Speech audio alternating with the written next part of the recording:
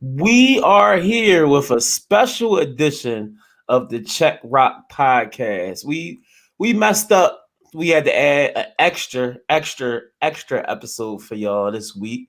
So we on episode 7. We bringing a new co-host for the day. We got Mr. Asan myself, Mr. UTEP basketball, aka my man, the King of Logan. We got my man Marv Kilgore in the building, man. My man. Thanks for having me, man. Shout out to Texas El Paso and shout out to Logan, man. And we got my man. Uh, We as always we got moderator extraordinaire DJ A Squared, aka too many A's in his name for you to know. Good. All right, you ready?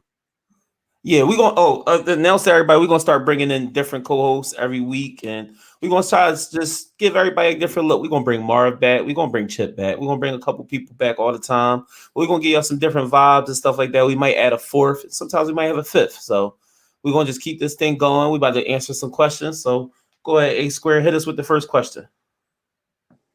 All right, so Oladipo, Andre Drummond, Kevin Love, LaMarcus Aldridge. They're all available for other teams now. Which teams could use any one of these former All-Stars the most? Go ahead, Scoop. First off, like I'm gonna go into basic terms, like my man DJ A Squared would say. Of course, any team could use a former All Star, so we go get that out the booth anyway. But I think the teams that would be the teams that they would sign with, and the teams that would probably be able to trade for them or be contenders. I think the Sixers should be looking very strongly at Victor Oladipo. And depends on how much they have to give up. I think the Sixers should really look at Victor Oladipo. I'm gonna let Marv do the next one, and then we'll just go back and forth on and A Square jump in. We'll just go back and forth on each guy. Who you think should go with Victor Oladipo, Marv? I think he would be perfect for the Sixers. Like you said, depending on what they had to give up. He a dude that can create his shot. He can break his man down off the dribble one-on-one. The Sixers need that. I think he will help disguise a lot of Ben's deficiencies. And I haven't really watched him this year. I watched him maybe like 1 or 2 games, and his legs still look a little gimpy. So he get his legs back under him, man. That could be a real good get, depending on what you can give up for him. Like, I don't know what dude did. Whatever he did was bad. Yeah. Who, Oladipo? Yeah. Yeah. Like, I still don't know specifically what his injury was. I think it was an ACL or something like that, right? Yeah. Like, I don't even think that's what I was looking for him to be hurt this long, but it was something else with his knee, meniscus or something. Like, yeah, like And get done and stuff like that. if I was the Sixers, I'd take him. Yeah, I definitely. Depending on what I got to give up. Yeah. Now this is one I'm not giving up Tyrese Maxey for. Kyle Lowry, I might have to give up Tyrese Maxey, but this is one I'm not giving up Tyrese Maxey for. I think we would be renting Oladipo if we got him. Super renter. So yeah, I wouldn't be. I don't know how much he got left in them legs. So, and honestly, is dude gonna give us Oladipo? You just need a couple nights of Oladipo. You need like maybe like two or 3 games. I can't say us. Is Fertitta going to trade Oladipo to the Sixers? Oh yeah, because of Daryl Morey. Yeah, I ain't think about that.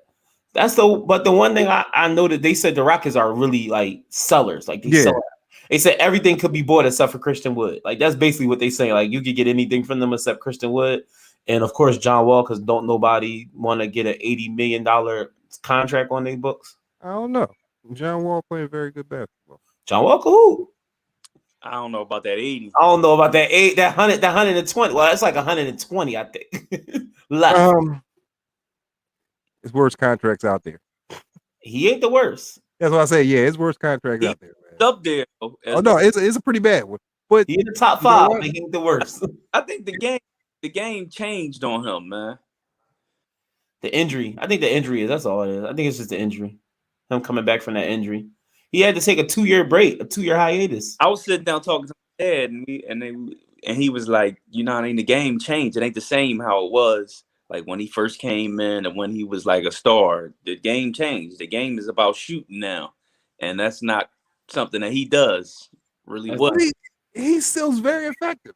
Like he playing basketball. He had 40 the other day, didn't he? He's still putting up his numbers. It's weird because if the one thing about the game though, like we know that as much as it changes, if you fast, you can get to the basket and you can make a jump shot here and there, you're still gonna be effective. Like he definitely in that Gary Payton realm when Gary Payton left Seattle and he still could get it done, but he just had like nights and stuff like that. Remember he left Seattle, went to Milwaukee Bucks?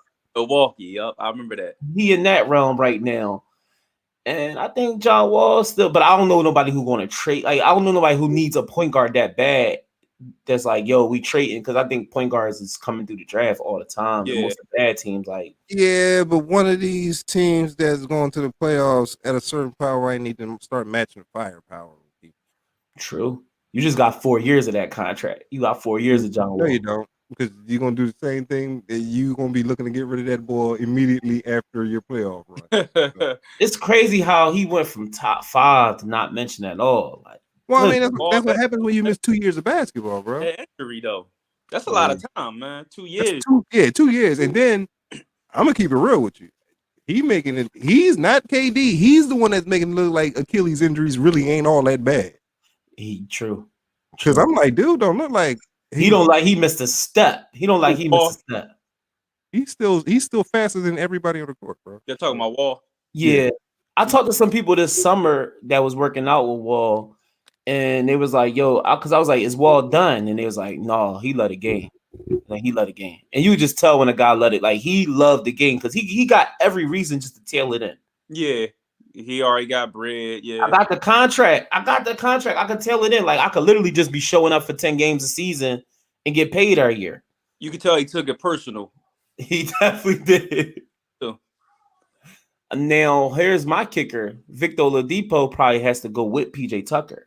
So if you get PJ and Vic, you right there. Now you got something. You get them legitimately, they're right there. Now, who's going to take the Kevin Love contract? Well, Kevin Love. Kevin Love's on the market too. Who's taking Kevin Love? I don't know, man. That's a tough one. Who willing to? I can't see contender taking that contract right now. Who? I can't contender. Really? Break on. Portland. I that's the same one I thought. Portland. I thought about Portland for Aldridge, but then I was like, does he really fit there? Yusef Nurkic was calling for Aldridge to come back. He fits. He fits everywhere. LaMarcus Aldridge fits everywhere. No, another thing I haven't really seen Aldridge maybe in the past like year and a half. You know, because San Antonio doesn't really come on TV anymore. I haven't really seen him in probably like a year and a half. He still fits, man. He still fits. Kevin Love, another one. Like, look at them screens he's setting and shooting them threes. He fit everywhere, man. Kevin Love and LaMarcus Aldridge. The modern NBA. They can fit anywhere in the NBA because they could play 5 and they both could shoot the ball. Mm-hmm. So even if they slow, like it ain't no point guard situation where they got to worry about doing all the extra stuff and everything like that. They can just go out there and set screens and make jumpers all day. Yeah. Yeah, they can do that in their sleep. I think LaMarcus Aldridge is probably going to be looking at the LA teams. And Anwar said there's only one LA team. He said there's only one LA team. So he would be the guy. I think both of them, him and Drummond, both are looking at this point, looking at the LA team. Now, what did the Lakers get Drummond and Aldridge? Why? Well, no. I think they can. They can. Which call got bought out? Aldridge got he didn't get bought out yet. They're still trying to seek a trade.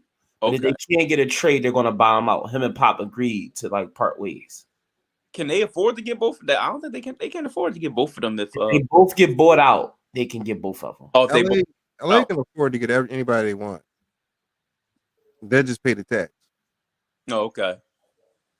They probably paying the tax already anyway. it get real weird with the Lakers. Like they get real weird when they start buying stuff, and you like, how they get that? Like, how can they afford that? And then you find out they like 35, $40 million in a luxury tax. It Very get real true. weird. I think Drummond would be the hot one right now though, and I don't think he going to. I don't believe Drummond going to Brooklyn. You don't think so? He not. I think if he gets to choose, I think he's going out west. He stay out west during the summer a lot. I don't know. If you could choose, are you going to Brooklyn or are you going to LA? This LA. dude don't care about basketball. He likes life. Like I'm LA. I'm going out. That's a no-brainer. Wait. Can you could go play with the co-op with Brian and all them, or you could play with the commission with Kyrie and James Harden. I'm going to LA, man. All right. Moving on to question number 2. LeBron says playing with his son Brownie is one of his long-term goals. Think that's possible? Go ahead, Mark. That's on you. I definitely think it's possible, especially with the way that he keeps up with his body and everything. And look at, he's damn near 40. He's still running and jumping like a young 25-year-old dude, man. I definitely think it's possible. I think it's going to happen. Okay, Brownie. I see that dunk. You see Brownie with the little baby face? I didn't even know he was jumping like that now. Yo, Brownie got a lot better, man. It's funny because at first I thought it was like kind of like entitlement when they was like, oh, he gonna play with his dad. Because I'm like, yo, he the number 30, 40 player in the nation. Like, how he just going to say he gonna play with his dad? But he put that work in over the summer, and it's nowhere to go but up for him. And they actually like it's weird when you got a pro as your dad. Like you got the best player ever as your daddy, one of the best players ever as your daddy, and they just like know how to cultivate his talent. So they put him on a team where he ain't gotta be the guy, and he's learning how to play. Like he just and you see like him coming off the screen, like how polished his game is. Like his game is so polished. You could tell he got the best skill dudes that he's been working with for years. You could just tell. Yeah. And then he working with Uncle Chris. He could call Uncle Kevin like for any little advice. Yeah. I seen one YouTube clip of Zaire Wade. It was Kevin Durant mentoring high school kids, and Kevin Durant was like looking over their tape and telling the kids what to do. And Zaire Wade, he did Zaire Wade's, and he was talking to Zaire. He was like, Zaire, oh, you could call me at any time. Like your feet need to be like this when you're doing this. So you call my phone, and I'll help you with your feet. Ain't nothing like going at a profession as an amateur and saying like, yo, I could call the best dude at the feet footwork. If you can get up and just call these dudes about anything in regards to the game, like you can't lose. You can't lose. How can you not be successful? How tall is receptive and willing to take on Brownie about 6'4" now. I think Brownie's 6'3" right now or 6'4". Going to depend on a lot how tall he is too. That's literally that's my only question. Like how I didn't even that. I thought he was about 6'2". Hold on, we're gonna look. He's 6'2" right now. He's listed as 6'2" right now. So if he could get to 6'4", 6'5". What year is he? Sophomore. Oh, him and DJ Wagner in the same class. Okay. Well, yeah. I was 6'2" when I was around that Sophomore? age. Yeah. Okay. So he can get like 6'6", 6'7". You never know. You know what I mean? So yeah, it's highly possible. Saying my dad also ain't 6'9". So all right, let's put it like this. Let's put it like this. Point blank period. If Brown want his son in the league and he could play all them years, his son gonna be in the league. He's gonna be in the league. We done seen J.R. Smith pull his little brother in the league. We seen J.R. Smith pull his bro. So it's highly possible. He just has to get these years. We're gonna keep it real. The Lakers gonna sign him if Brian's still there. So if the Lakers ain't signing them, whoever Brian wants to go to is going to sign him. Yeah, it's a good story for the NBA. Could we see a LeBron Washington Wizards situation? Not playing Washington Wizards, but like being in ownership and then playing for a team. Like, could we see that possibly at the end of his career, where he just plays for a team just merely for the fact that he own it and he gonna help them out real quick? He's done a lot of different business stuff. I don't see why not. I think it's definitely possible. I would really like to see if those owners are going to let LeBron James into that league Why you say because he ain't done him no favors so far. He ain't done him no favor. Yeah. he definitely did him no favors, and he did everything his way. Yeah, and he also has allowed other people of far less stature than himself to do things that way too because of what he's done. So, I don't know if all those old dudes with their cigars going to be quick to approve that team sale. What they gonna do is they're gonna every time he bid, they'll just try to have somebody outbid him. That's They what don't have to do that.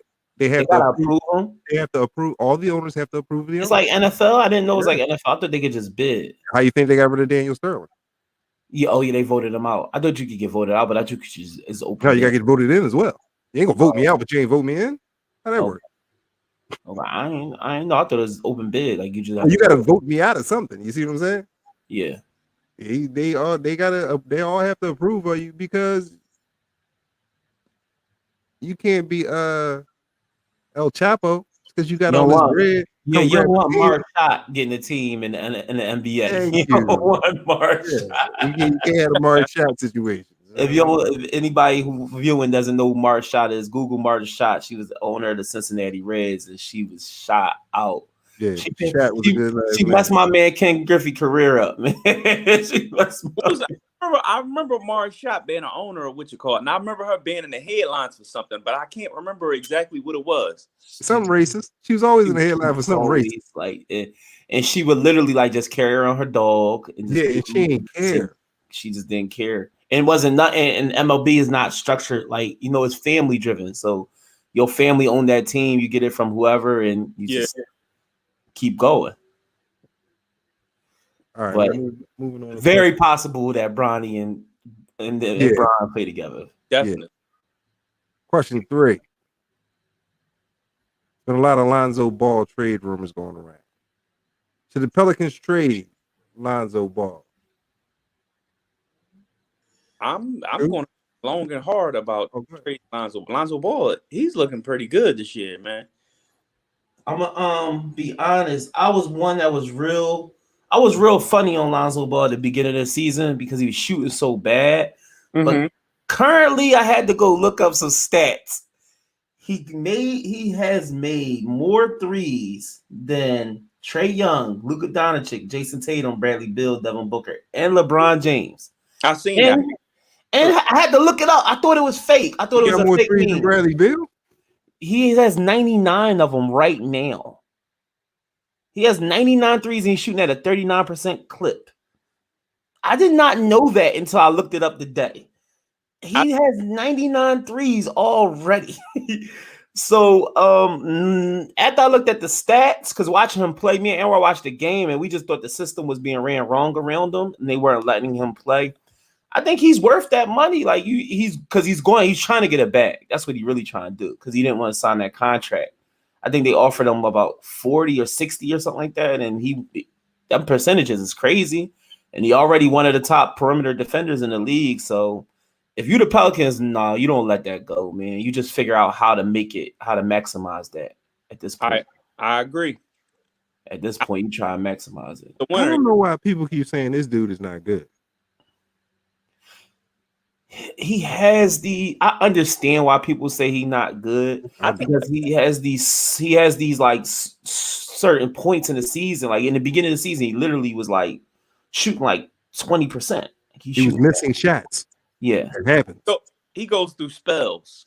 Yeah, that's what the word. He goes through these spells, and then also another thing that hurts him is that everybody on the team plays with the basketball in their hands. Like everybody trying to take his role. Like everybody don't really.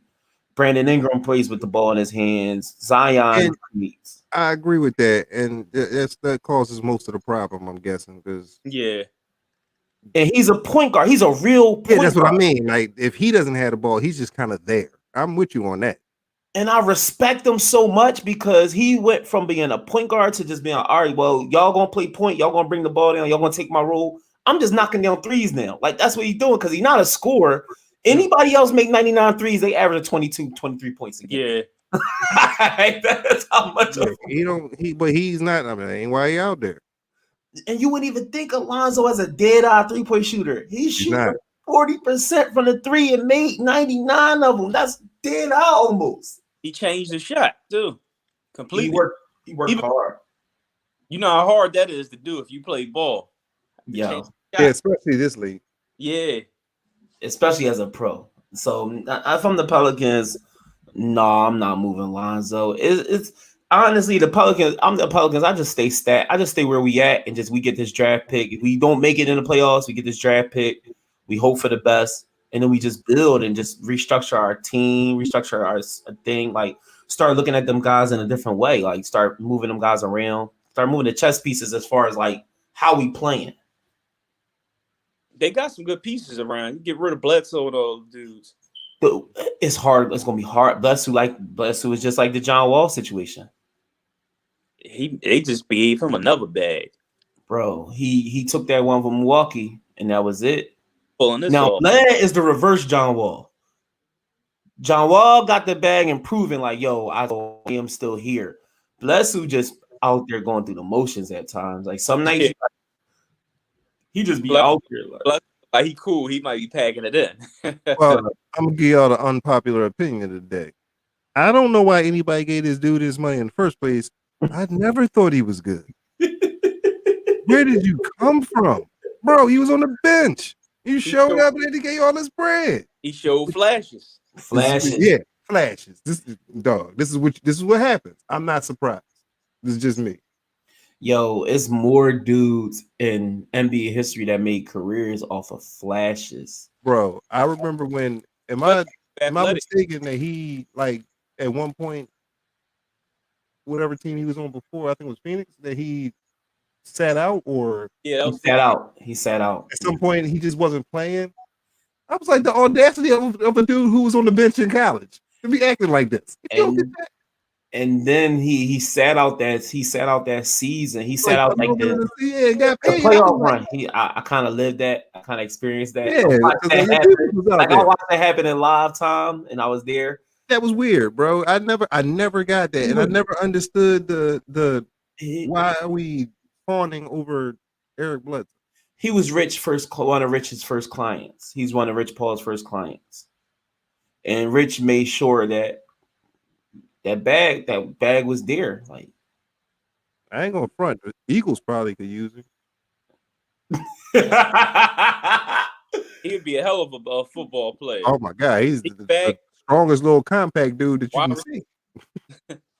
It's weird because like it's funny how him and Terry Rozier had that whole little spat in the playoffs where and Terry's career has gone and Bled is from there. Terry's better than me. You gotta respect the game. Like that's the thing. When Bled said, "I don't know who do this," and it just went, stop here. Terry's stock is all the way up here right now. Yeah. Terry about to get the bag. They already gave Terry a bag. That was a 2-year bag. He trying to get a 4 or 5 year. Answer the question: no, we do not get rid of Lonzo Ball from the Pelicans. No. No. All right. Question upward. I wouldn't get rid of him. And he's only going to get better. He's still young. Yeah, how about that? Hey, Aaron, that's my thing. That's I mean, we going to that. That's my thing about how I was arguing with people about Trey Young, and I know how Anwar feels about Trey Young, and I feel as though we put too much on young players too fast. Like we expect these kids to lead teams to the playoffs in their third year, they're not 24, 25 anymore. These kids are 21. But I understand why. I'm gonna keep it real with you. No, I understand. I can scroll back in my phone because I don't get rid of none of my text messages with me and my best friend. Circa freshman year Oklahoma. Yeah. I got some outrageous text messages to this boy about how this little dude is the greatest basketball player that ever set foot on earth. So I get why they think he's gonna win all this. Bro, you couldn't tell me he wasn't going to average 1,000 when he got to the NBA after watching 3 college games. I was like, this is the best basketball player I've ever seen in my life. Pulling up the parking lot. and he was the size of a stick figure, bro. I was like, come on, this ain't real.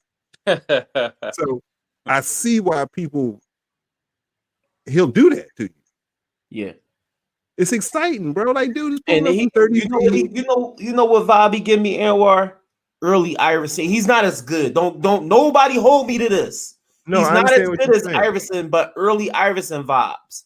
Here's the difference. Iverson was in a bowling alley ducking bowling pins from racists and did a bid. Yeah. That do something to your ticker Yeah. while you out there playing. Yeah. And that's kind of my knock on Trey Young. He like real cool. Yeah, he's I don't even know if he be sweating when he be playing. And Iverson was a dog. Yeah. Trey Young a basketball player. Iverson Yeah. was a dog. There you And that's go. the difference. And the one thing, and I also believe that Iverson teams had a point where, and I think these young guys, when you go through all these draft picks, you get a team where you don't know who is the guy.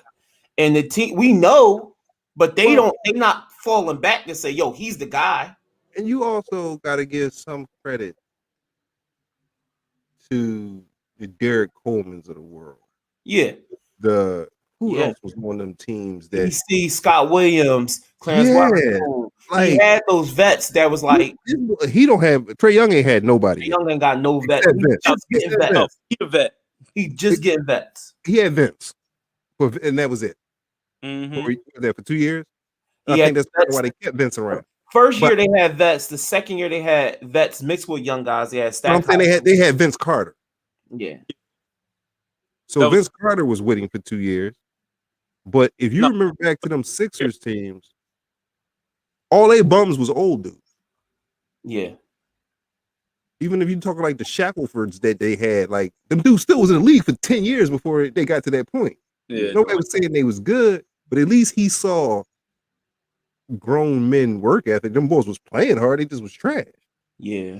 And that's the thing I think with Atlanta is like he came to a team that was like literally like in shambles. Like Atlanta was in shambles. They just got rid of Budenholzer and all that stuff like that. So I'm like, give Lonzo Ball a chance, give Shai Gill a chance, give Trey Young a chance, give all these young guards a chance to mature on these rosters before we define them.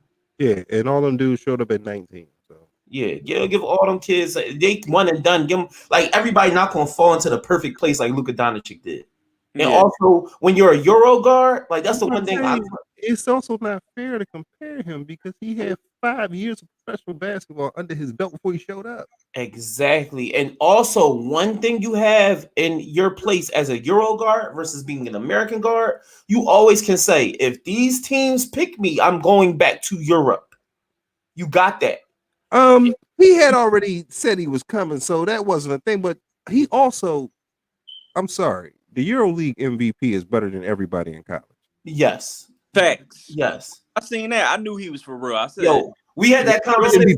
We had that conversation, Kill. I said his career is going to go according to if the team gets him that knows a Euro. And I say he's already really good. I say you just have to because the one thing that would have messed Luka up was if a team drafted him and moved him off the ball because they don't understand the European player. Mm-hmm. So some teams would be scared to have a 6'8". A lot of teams don't be like really engaging with having 6'8" on the ball all game. Like they letting him do that all game. Some teams had to figure it out. Like the first 20 games could have killed him because you had him off the ball. He mad competitive and he's not doing what y'all need him to do. And y'all have made it. It might have made him a better player in the long run. I don't think you would have drafted him if you would have took him off the ball. Like that's all you just watched on all these tapes. Is him on the ball. So he was the only dude I ever seen in Europe that was on the ball as much as he like usage rate was. He plays the same. I never seen no dude in Europe play like how he got. Bro, I'm giving you firsthand experience. They pat the ball. That's what they do. This little dude that's running around with his hair flopping around that you can't take it from. They hold the ball. Because him and Juan Carlos Navarro was my favorite player over there. Okay, so you talking about a dude who really holds the ball for Spain. Yeah. But he didn't for Portland. But when he's playing for Spain, no, he played for Memphis. Yes, he played 1 year for Memphis and got up out of here. I'm thinking about Who's Rudy important? Fernandez. Fernandez. Rudy Fernandez never patted the ball. He got well, he's not a point guard. He was a Yeah, 2-3. yeah, 2-3. Yeah. Rudy got up out of here because he couldn't be a star here. Rudy said, I'm out. Rudy wanted to be a star. Rudy went back. Man, I'm going back to Spain. I Rudy, like too. Yeah, but the thing about all them dudes, they do that. That's European basketball. Watch JJ Barea play for Puerto Rico. JJ, Between him and what was my man from Miami? Carlos Arroyo. They hold that rock and shoot it. That's all. Kill, you played against Carlos Arroyo overseas, didn't you? And Israel, yep. Yo, he got like a reggaeton singer right now too. Seriously? Dead ass. He like that boy in Puerto Rico. Like he like Pitbull already. Why not? Bro, you look up his Joe. He a reggaeton singer. My poppies put me on. He had game. No, Carlos Arroyo could play. I always wondered because you used to see him playing for Puerto Rico in all them tournaments. I'm like, this dude should be in the league, dog. If nothing else, he clearly was better than everybody on Puerto Rico. He was tough. He had that ring in. He played in the league like 10 years. He just they just never let him loose. Yeah. Only like one team ever let him loose. Like one team, Yeah. I think Orlando Magic let him loose one year. No, Carlos Arroyo could play. It was another Spanish boy they had too, with a headband and a bald head that was. They had a wing out there. Yeah, they had a wing, like a 6'6" wing out there at one point that he didn't translate. He got a couple shots. I forgot his name, but he didn't translate. Puerto Rico? Yeah. He didn't seem like Barea and Arroyo the only ones that Barea probably goated out of all them. Yeah. He had the best career. Yeah.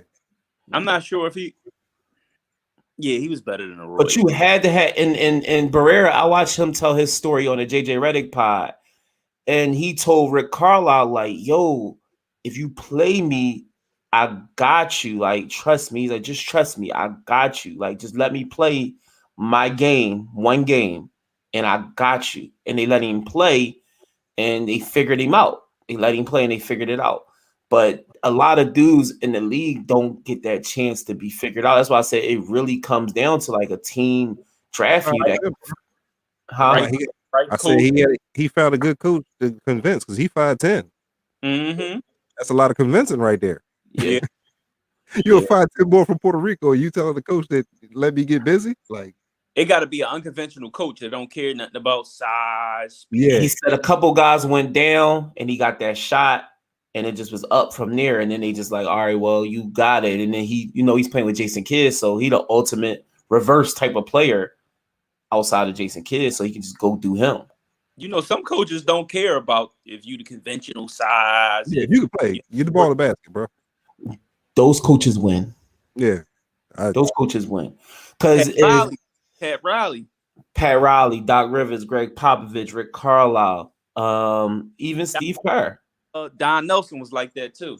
All the great NBA coaches that get mad wins and stay around for 20-something years are unconventional. They always find these gems and they play them. That's the key, is just letting the guy go.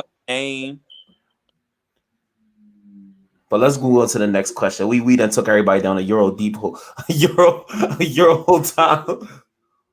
All right, after watching the All-Star game, can you tell me your favorite All-Star game and All-Star game memory? From this past one? Yeah.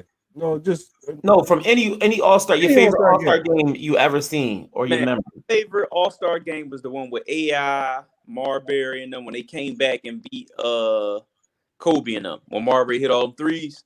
Yeah. Well, that's all I had. All-Star game. I'm gonna tell y'all mine, since y'all said that. I'll go opposite of that. It was an All-Star game where Glenn Rice, I think he almost won MVP. He was hitting all these threes and all that stuff like that. He did win MVP. And they had alternate jerseys on. Like that, right? Yeah. I was a big Glenn Rice guy.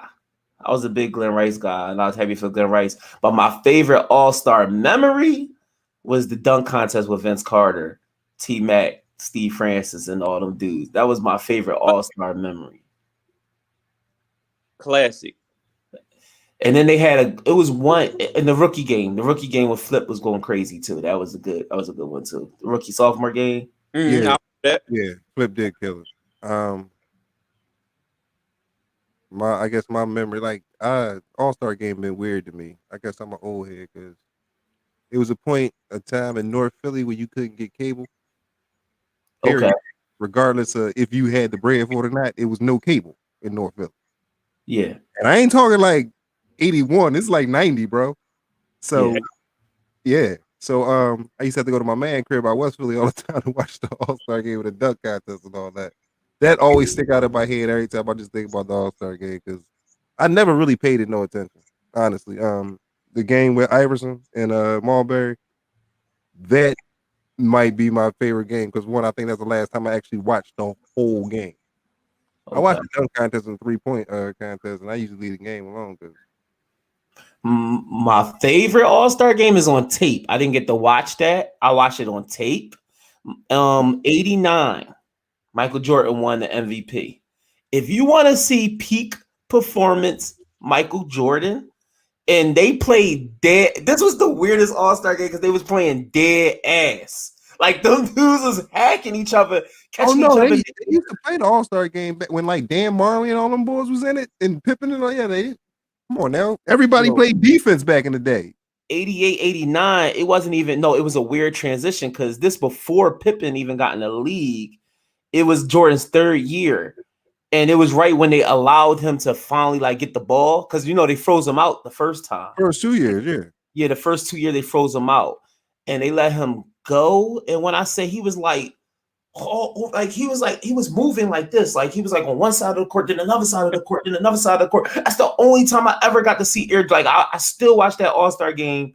Like I'm a basketball geek. I still watch that All-Star game to this day. And I tell anybody, I said, if you want to see Jordan at his peak powers and see how good the NBA during that era, null and void how the point guards were dribbling because the dribbling was weird and it wasn't as creative. I'm saying like it wasn't. Like they was doing weird moves. Like it wasn't weird. It was older moves, like crabs and behind the backs and stuff. And I laugh, right? Because you do realize that's how most people still dribble. Yeah. Dude, if you get past Kyrie Irving, James Harden, and because Dame is basic. Dame is basic. Most people who can dribble are basic. Yeah. That's why you can dribble. Yeah, but it was like Jordan was just like here, and it was like they need to tell everybody how to dribble back in the day. You know who else was in that game? Who was like you could just tell he was a supreme. Akeem Olajuwon. Akeem Olajuwon was in that game. Karl Malone was at his like. Everybody was at their peak. Barkley was in it, just trying to snatch the rim off every time. All them dudes has like they was super skillful, and the reason it was competitive is a lot of those dudes like play defense as part of their game. They was Alvin Robertson was making all-star teams. I think he was in it too. My man had a triple double, bro. Like he should have been playing around that time, if I'm not mistaken. But I tell people, I say, if you want to see that generation in a nutshell, like just where they at, like that was like everybody peak powers. Like Bird still was Bird, Magic still was Magic, Isaiah was Isaiah, and you could just see how athletic and how fast they were moving up and down the court, and it was crazy. I was like, yo, this is crazy, and they scored a lot of points and everything. It was good. It's actually, if you want to rewatch something, rewatch that, yo. That's a rewatch. I'm not gonna front though. Curry and Lillard hitting shots from half court like they was layups was kind of impressive. I'm probably gonna remember that for a while. It's just kind of how they did it, if you understand what I mean. It was like, I'm gonna pull up from here and hit this, and Curry was like, oh, cool, behind my back, between my legs, pull up from half court. Like what? Then all of them decided to do a dunk, catch a oop between each other. Yeah, well, I was laughing because people was acting like y'all didn't think that those dudes could dunk because they was 6 feet tall. Come on now, they 6'3". All three of them 6'3". No, I'm talking about Chris Paul. Chris Paul called it. Kill, you played against Chris Paul in AAU? I never played against Chris Paul. You didn't. You wasn't on that Sam team when they played Chris Paul and them? You wasn't playing with Ben and Luber and them that year? Oh man, Chris Paul. I gotta get Sam Rhines on here one day to tell that Chris Paul story. He said they played them in the AAU Nationals and they beat them. And they made them go in the loser. They asked them to go in the losers bracket because Chris Paul, he's a top 8th grader. Oh yeah, he's a top 8th grader. He's one of them Bulls back then. And then they said they ended up going to the losing bracket and they ran into LeBron. That's a tournament right there. You're running to Chris Paul, a young Chris Paul and a young LeBron. 8th grade. We got the next question, Airwar. Yep. All right. All right. Number 5, right? Yeah. Which team at the bottom of the playoff picture has the best chance of jumping up in the standings? Which team is the scariest team to face? Let me look at the bottom of the playoff picture real fast. What are we talking, East or West? We could pick either conference, but I think the bottom of the West is more scary than the bottom of the East. Yeah. Bottom of the East is always just like the bottom of the East. Like, why the graveyard? On the bottom of the East team not gonna have a winning record. Whoever comes in 8th place, and whoever is 8th place in the West mess around be the 4th place team in the East if they was over here. So we just go right. We just go to the West and say we know like what I mean. Hold on, you have to play Steph Curry in the first round if you're the number 1 seed. If you're in the West, yeah. And by the same token, you could be playing Orlando. I think the team that has the best chance to jump up in the standings is probably Washington, but they got 40. I think they got to play like 35 games in the second half. They're playing a lot better. They playing a lot better. They got a lot of games they got to play. Like they got to. I think they play some 3-3, some 3 games in 3 days. Damn. I think they got some of them.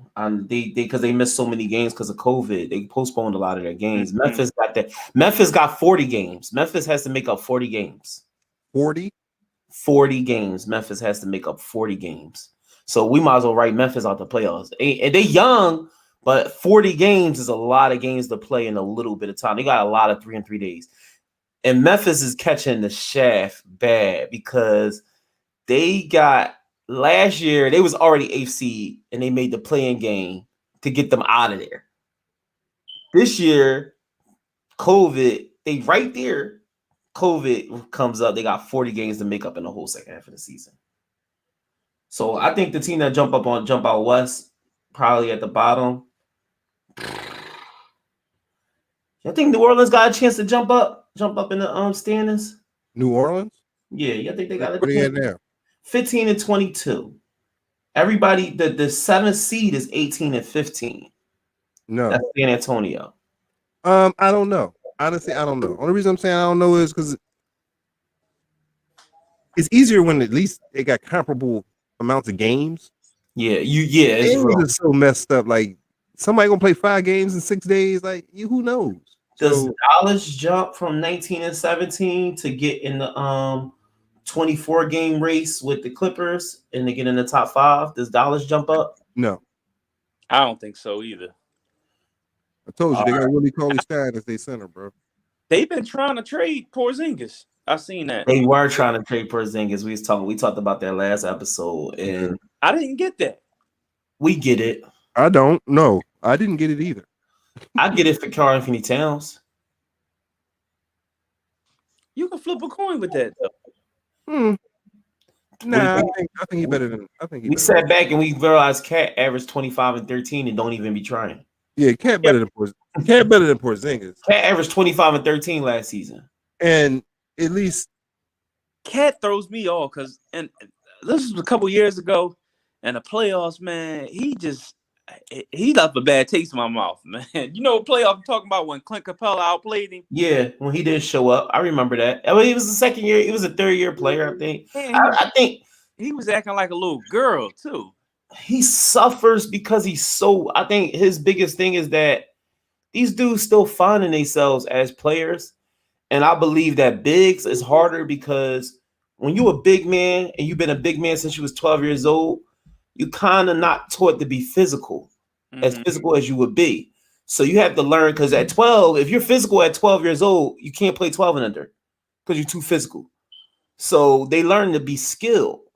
So I think that he's learning to be physical. I think he has to learn that part. Like I think DeAndre Ayton is probably the strongest, biggest dude outside like Bam Adebayo, but we don't never see him just elbow somebody and dunk. No, he do. No, not as much as he should. But Ayton plays like a big guy. Some nights. No, his game period is like a big dude. He plays with his back to the basket. Oh yeah. Catch threes. I'm still not sold on him. I ain't sure if he can play or not. I ain't mad at you not being sold at Ayton because at nights I'm not sold at Ayton, and then there's other nights where I'm like, all right, I get it. I'm trying. What is it that you're trying to buy? I think he should be 20. I think he should be like a 20 and 10. Why? What gives you that? His physicals just gives me that. That's his physicals give me that. What? His physicals? Look how big. Yeah, I mean, I can give you a big dude in every team. Dwight Howard's big. You don't ever. Dwight Howard gave 20 and 10 at one point. At one point, he's still big. I think, and I mean, DeAndre, it's so early. It's so early. And that's what I'm trying to figure out. Where's this 20 and 10 from? He didn't average 20 and 10 in college. That's what I'm saying, and that's why I couldn't understand in college. Like it looked like he was going to hurt everybody. Like I'll be looking at him like, yo, it's not gonna get injured. Basketball, first of all, I think in a different time he would average 20 and 10. These dudes don't play basketball like that no more. Nobody comes down and gives this big dude the ball. If you expect the big dude it's easier to be. I'm trying to think of somebody off the top of my head, big guy who shoots threes. Cat.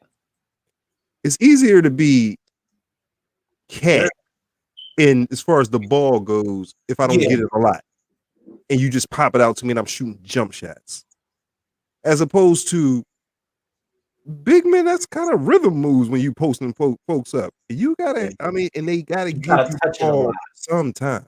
That's the old school. Your big man not gonna play for you. You don't give him the ball. Okay, well you in the NBA now, so he is gonna play to a certain extent, but it's not like they go through him. So you are asking him to get scraps and an occasional play here and there. When looking at Golden State schedule, Golden State gonna be the one to jump in the standings. Golden State they have the Clippers, Utah, Lakers. Then after that, they got Houston, Memphis, back to back. Then they got one Philly game. Then they have Sac, Atlanta, Chicago. So they could come out 500 in this month and be all right. They got the experience too.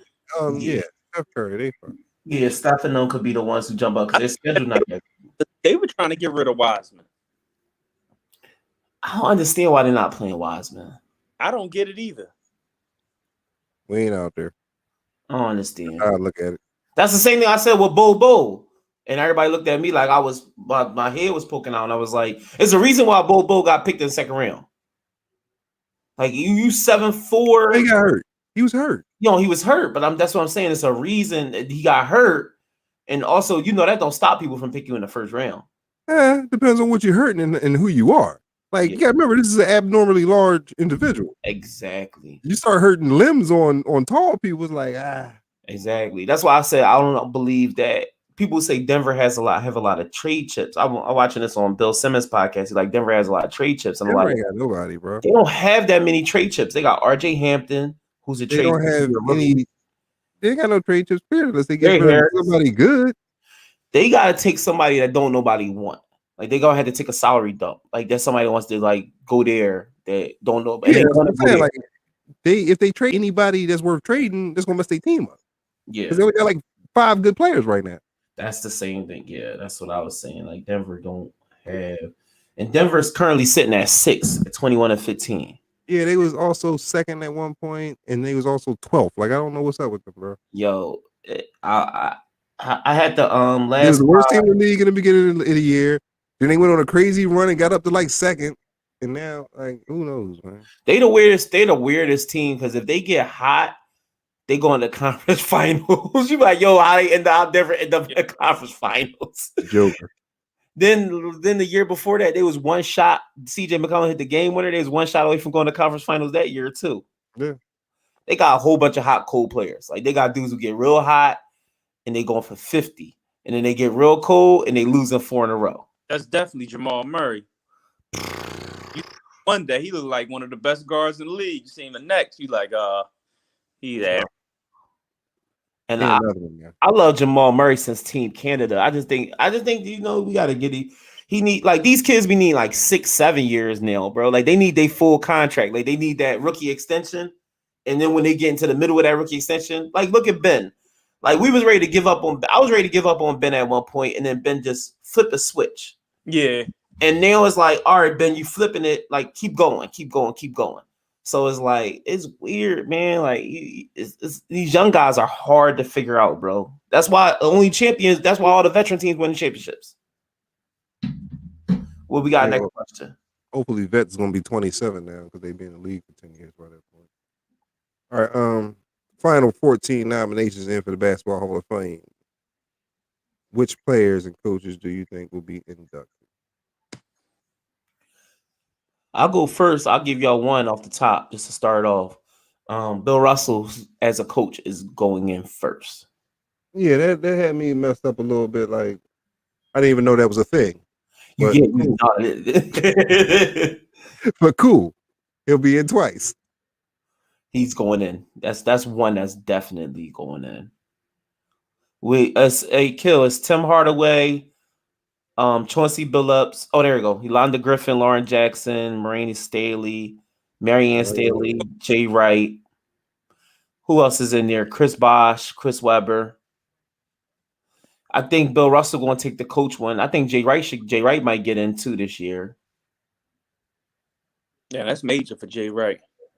Marcus Johnson, Ben Wallace. Did Jay Wright recruit you to Hofstra? Never recruited me. Tim Hardaway, Lita Andrews. I have no idea who Lita Andrews is. I feel like You're about to find out right now, bro. That's why I got all these computers over here. All right, Ben Wallace. Ben Wallace doesn't get in this year. Ben Wallace is going to get in eventually, but I don't think why is Ben Wallace even a question? Like, I don't understand sometimes. I say Chris Webber from the people that I've seen. Chris Webber has to get in this year. Yeah. I mean, honestly, keep it real with you. I don't know Lita, but them four boys need to be in the Hall of Fame. All four of them. Marcus Johnson before my time. All right, so Lita Andrews is a retired American high school basketball coach who holds the record for the most wins by a high school basketball coach. Damn. I know, right? Is she alive still? Lita is still with us. Put her in. Put her in. Put her in. Let her have her flowers. Lita is definitely. So as that knocks off Jay. Jay, you can get yours next year. Let Lita in. Jay, we'll let you. I'm trying to find out how many. I'm always good for letting those high school coaches in because that's a chapter of basketball that's kind of ignored and they don't get paid that much and they're doing God's work. Bro. How many wins she got? She is 1,416 and 355, bro. God damn. She's won 1,400 games and has lost 55. She's won 1,000 more games than she lost, dude. Let her in. Let her have her flowers while she. What school is coach at? This is a couple. Toller High School. This is Texas. Gustine High School, Comanche, Granbury twice, and Callan. They said she got most of her wins at Granbury. She won 10 state championships. Oh, this is dope. She was also a 1993 National Teacher of the Year. Can't beat that. Let her in. She in the High School Basketball Hall of Fame. She's in the Texas Sports Hall of Fame. She is in the Women's Basketball Hall of Fame. Damn. Let her in. I'm mad I ain't know who Lita was. I'm sorry. We got to put some respect on her name. I know, right? Let her in. Anybody who win 1,400 anything should be in the Hall of Fame or whatever that is that they won 1,400 of that in. Sorry, that's just me. Tim Hardaway, the NBA got to start to forgive Tim Hardaway for his words, man. They got to let that go. Hey, Kill, you went Tim Hardaway alumni. Yes, sir. He used to come up and play with us. I know Tim. Okay. Yeah, Tim Hardaway needs to get forgiven for his words, man. That's a big thing I tell people all the time. I was like, he got one mistake, one statement, and they holding it to him against the Hall of Fame. And this is why I spoke so adamantly towards Greg McDermott when I was like, Coach Greg McDermott, when people were trying to like say like, oh, suspend him forever, fire him from the NCAA and all that stuff like that. If you get rid of Greg McDermott, we kind of kill our argument for Tim Hardaway. He has one incident where his words, it's not actions, it's words. It's one words. It's a mistake. It was a different time. It was a different time period. You can't say that now. You can't say what he said now. And he knows it. And he's been through sensitivity training and everything. And he said it at an early time in TV. Tim Hardaway, one of the best little guards of his time. Tim One Hardaway. of Chicago greatest point guards ever. That's what exactly did I say about that though? I was like, we out here hanging boy for one mistake. You know how they do us. Yeah. Exactly. So at some point, don't get me wrong, I ain't saying we gotta have to make nice with the races, but sheesh. If dude made one mistake, first of all, one mistake, in my opinion, doesn't make you a racist. Let's start with that. But you know, like I don't know. I mean, that's the truth. Like one mistake don't make you. And Chris Webber is also another one that's being held. Chris Webber's another one being held for one mistake. As a child, he took money or he took a situation from a booster, and he's probably one of the most inspiring players of his era. He inspired a lot of dudes to do what they do. So let Chris Webber in, man. Let him in. And that's all of us too, though. Let him in. Every one of us in that situation is taking that bread. Sorry. Definitely. Because we all come from the same situation. So like that's See my problem with the whole situation that they hold these kids. Y'all hold these kids to this level, like y'all swipe away their whole everything that they accomplished. Like Derrick Rose has no college career anymore. He has no college career. But Coach Calipari is going to walk right into the Hall of Fame. Mm-hmm. So it's not fair. Like it's not fair. And Coach Calipari done this several times. Ben Wallace, if Dikembe Mutombo's in, Ben Wallace should be in. I don't even understand why Ben Wallace is not in. He should have gotten to the Hall of Fame just for what he did to Shaq in that 2004 championship. Ben Wallace 6'2", legitimately. You say he's 6'2"? He's 6'2" with 5-inch hair, dog. And this boy's out here sticking centers. Ben Wallace a D2 player, man. A D2 player. And the average D2 player at that. D2 player. Like his numbers was normal at a D2 school. And made it in 4-time all defensive NBA player, man. Eventually Ben Wallace gonna get in. He ain't getting in right now. Cause it's mad. It's a lot of dudes with some resumes in there. Chris Webber gotta get in. They probably gonna take a lot of votes from him.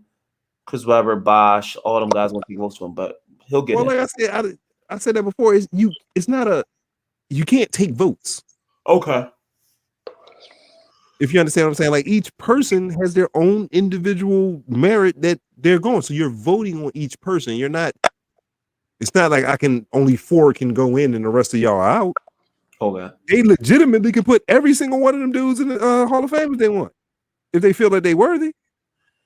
I think we need to add some. I don't understand why the former players don't have votes. Like I think like every dude in the Hall of Fame, if you get in the Hall of Fame and you're alive right now, you should have a vote in the Hall of Fame. Like that should be part of it. Like the only people, I think college football, the only ones that do that, and I think they actually right with it. Like the Heisman Trophy winners get to a vote for who wins the Heisman. I think that should be how it is. I mean, you proved that you was the best player in the country that year. Yeah, you should be allowed to. You know the criteria. You know the criteria better than any person writing anything, bro. Kill, what you think? You think they should change the way they voting?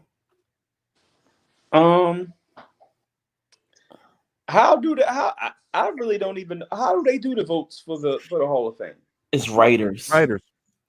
It's just like the MVP and all that stuff like that. It's the media. Yeah.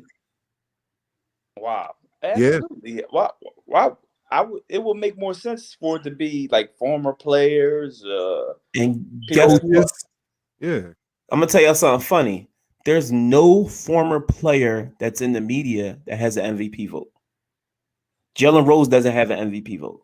Paul Pierce don't. That's crazy. Don't. None of them have votes. And Jalen Rose exposed it on ESPN. Like, yo, why I don't have a AllStar vote? Like Zach Lowe has one. They offered it to Bill Simmons. Bill Simmons turned it down because he said he doesn't want to determines people's fate. He did it 1 year. He said he did it for like 2-3 years, but then he turned it down. But their votes. That's one thing that's funny. You can pull up their votes when they vote. You can pull up their votes. You can see who voted for who. You can pull up their votes when the media does it. But it's no. They need to structure how they do that for sure. It has to be a panel of former players because every form of entertainment, like the Grammys, I think have musicians on the panel now. They have musicians on the panel, and they starting to do that with hip hop, starting to put hip hop artists on the panel. And we need to restructure this too, because it should have Bill Russell should have a vote. All these guys should have a vote. All right. From the mind of Scooter Wilkerson. Okay, I'll introduce. We talked about this earlier. Want me to introduce this? Yeah. All right, we were doing the Czech Rock legends on our pod, and we would introduce a legend. So now we're going to do legend versus current player. We'll do that. We're going to start mixing that into the pod. And this is opinion, something we want to play with a fantasy situation. But lately, everybody been running around saying Shaq and Embiid, comparing Embiid to Hakeem Olajuwon. So we're going to just do it. Shaq versus Embiid, legend versus current player. We'll do it. And this is the scale we'll judge it on. One scale we'll judge it on who would win in that era, and one scale is who would win in this era. Okay? That's what we'll be thinking about. So I think Shaq wins in both. I think Shaq is a pick and roll big in today's era, like rolling for a oop would be unstoppable, and setting screens today and just rolling would be unstoppable. He wouldn't get as many touches as he did back then, but the ball would connect to Shaq. So I believe that Shaq would I'm thinking Orlando Magic Shaq. I ain't thinking Los Angeles. I ain't thinking Shaq Diesel. I'm thinking Orlando Magic Shaq more than Shaq Diesel. I think Shaq would just do what he do. Like I just don't think nobody could do anything with Shaq, period. I was a big Shaq. Shaq wins in either, man. Shaq was mean and nasty, man. And he was just different than Embiid. Embiid is really, really good to me, but Shaq was just different. Shaq was more consistent, more harder. He wanted to be dominant every night. I don't get Embiid's get better with that, but I don't get that from him. I get more consistency from Shaq. All right, unpopular opinion of the day. Shaq beats Joel Embiid in 1995. Right now, that's gonna kill Shaq. Okay. Shaq doesn't, and I guess my question is when we say versus, in terms of what? If it was like 1-on-1, 5-on-5, like playing you would put Shaq on a fair team to like be even with Embiid. They're not gonna slow down and wait for Shaq. Okay. Embiid, that's why I was thinking Orlando Magic Shaq. But that young Shaq could run, man. He was a dig. Orlando Shaq could run. He could run, but they're not. He can run and do what? He can run on the break. Yeah. Okay, well, they're not running a break all game. So you remember he ran on a break, but then when it wasn't a break, they walked that ball down and gave it to him where he wanted it, so he could do what he did. Mm-hmm. They're not gonna do that now. They're not doing that today. You got to come out and go get the ball from where you. But for somebody like Shaq, you got to do it. I would think that, but they're not doing it for Joel Embiid. They had to make well. Then again, maybe he plays like that. And I guess what I'm saying is, I don't think Shaq could walk out and stick Joel Embiid. Yeah, bro, he does that real dumb pump fake from the 3-point line that every human being on earth goes for. I'm gonna be real with you. Embiid would be a nightmare for Shaq because he hated coming out.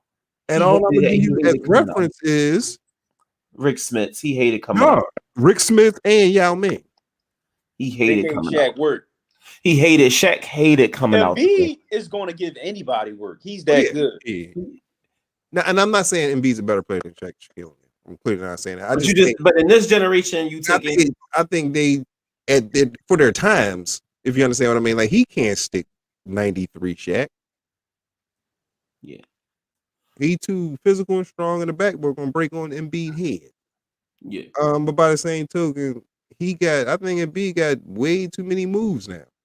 I could dig it. And you're allowed to carry those moves. You're allowed to put the ball on the floor. You're allowed to do all those things that you couldn't do back then. Before a big man tried that, they'd be like, "What is he doing? Oh Get yeah, out of here!" Euro step would have been a walk every time. Yeah. And it's crazy because his Euro step is 2 steps because he's so tall. It's 2 big giant dumb steps, but they still would have been called. So I mean, right now, Shaq won because me and Marv picked Shaq. But look, No, and I mean, yeah. Look, I do take that information in, and I ain't mad. I'm not mad because I always thought the one dude the dudes that gave Shaq problems all the time was them dudes that was shooting those jump shots. Yeah. He never because they flipped Sheed to the center against the Lakers, and he just shot his face off. Just shoot, come on out here, big fella. You ain't coming out here, bang.